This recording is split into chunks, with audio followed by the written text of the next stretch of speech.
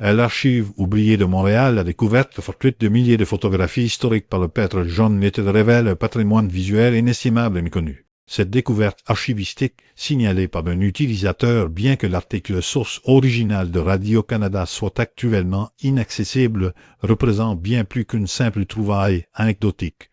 Elle soulève des questions fondamentales sur la préservation de la mémoire collective et le rôle des artistes en tant que dépositaires involontaires de l'histoire.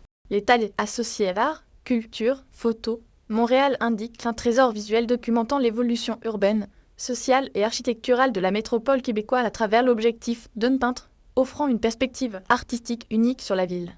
L'urgence réside dans la nécessité de localiser, authentifier et numériser ce corpus avant qu'il ne retombe dans l'oubli ou ne se dégrade.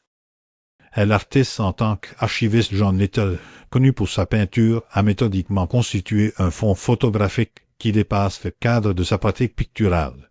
Le statut de John Little en tant que peintre moderniste canadien établi confère à cette collection une autorité et une intention artistique immédiate. Contrairement à des archives purement documentaires, ces photographies sont le fruit du regard formé d'un artiste, servant probablement d'études préparatoires, de références compositionnelles ou de journal visuel. Dans le contexte actuel où la valeur des archives photographiques analogiques est à la fois redécouverte et menacée par l'obsolescence technologique, cette collection représente une source primaire critique pour les historiens de l'art, les urbanistes et les sociologues. Elle comble potentiellement des lacunes dans l'iconographie montréalaise du X siècle, capturant des ambiances, des détails architecturaux et des scènes de vie qui ont pu échapper aux photographes institutionnels.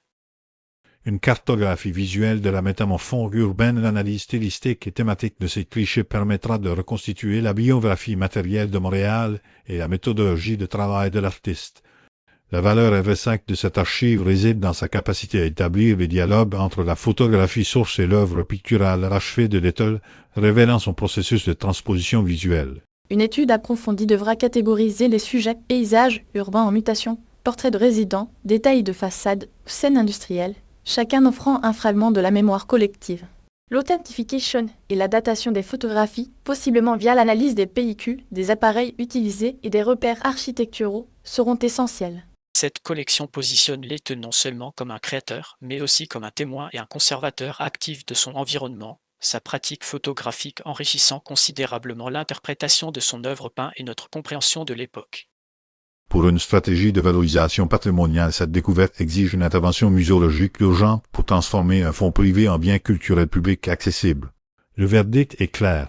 Il s'agit d'un patrimoine à haut risque de dispersion ou de dégradation nécessitant une action coordonnée. Les prochaines étapes stratégiques impliquent impérativement l'identification de l'institution dépositaire actuelle, famille, galerie, musée et la sécurisation physique des supports. Une collaboration entre des entités comme le Musée Les Beaux-Arts de Montréal, Bibliothèque et Archives nationales du Québec BRANQ et des universités doit être initiée pour un projet conjoint de numérisation, d'indexation et de recherche.